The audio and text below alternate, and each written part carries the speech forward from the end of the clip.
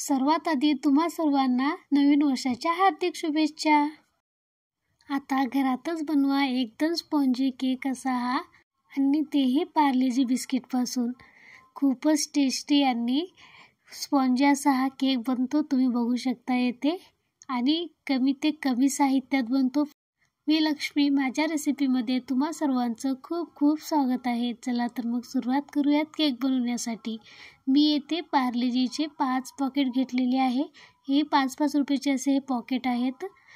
आता हे जे बिस्किट आहे त्याचे आपण पावडर बनवून घ्यायचं आहे। मी इथे बिस्किट कट करून घेत आहे। असे केल्याने पटकन पावडर बनते। मी इथे मिक्सरचा जार घेतलेले आहे, त्यामध्ये हे सर्व बिस्किट घालून घेत आहे।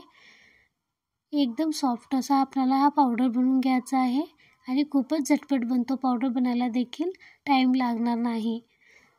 तर मग असा हा सॉफ्ट पावडर बनवून रेडी आहे। तुम्ही बघू शकता येथे खूपच कमी वेळात आणि कमी इन्ग्रेडियंटमध्ये बनतो। मी इथे जे पावडर आहे एका बाउलमध्ये काढून घेत आहे। आता हे पावडर यामध्ये काढून घेतल्यानंतर मी यामध्ये दूध घालणार आहे। मी इथे अर्धा ग्लास इतकं दूध घेतलेले आहे। इथे थोडं थोडं करून यामध्ये घालायचं आहे आणि याला मिक्स करून घ्यायचं आहे। बघू शकता खूपच झटपट असे हा केक बनतो। आपण हा केक न्यू इयरला देखील बनवू शकतो, सहज कुणाचं बर्थडे असलं देखील बनवू शकतो, आणि सहज खायचा असेल देखील बनवू शकतो। आता मी इथे थोडं थोडं दूध घालून याला मिक्स करून घेत आहे। आता सॉफ्ट असा आपल्याला पेस्ट बनवून घ्यायचा आहे। तुम्ही बघू शकता मी इथे थोडं थोडं दूध घालून याला मिक्स करून घेत आहे। आता हे छानपैकी मिक्स करून झाल्यानंतर मी यामध्ये इनो घालणार आहे। आणखीन तुम्ही माझ्या चॅनलला लाईक केला नसेल तर लाईक करा, व माझ्या चॅनलवर नवीन असाल तर सबस्क्राईब करा। तसेच बेल आयकॉनवर देखील क्लिक करा।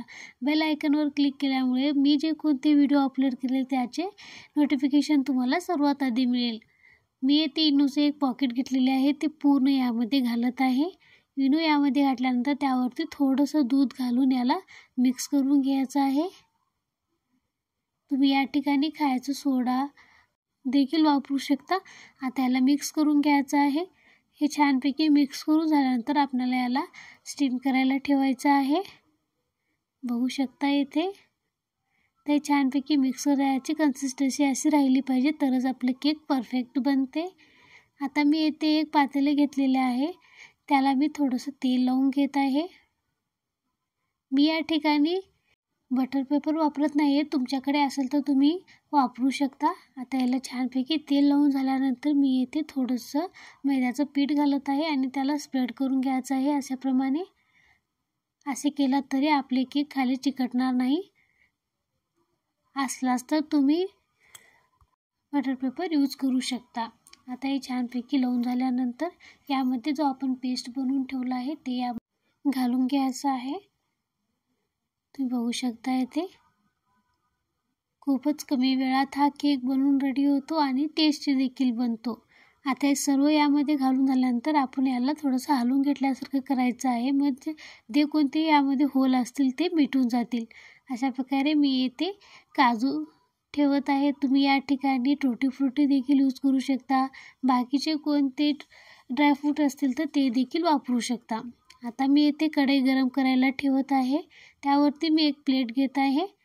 जर तुमच्याकडे स्टँड असेल तर तुम्ही स्टँडही ठेवू शकता। आता हे 10 ते 15 मिनिटांसाठी मी गरम करून घेतले आहे। गरम झाल्यानंतर यावरती मी जो आपलं पातेलं आहे ते येथे ठेवत आहे। याला आपल्याला अर्धा तासासाठी स्टीम करून घ्यायचं आहे। मी येथे 15 मिनिटांनंतर उघडून बघत आहे।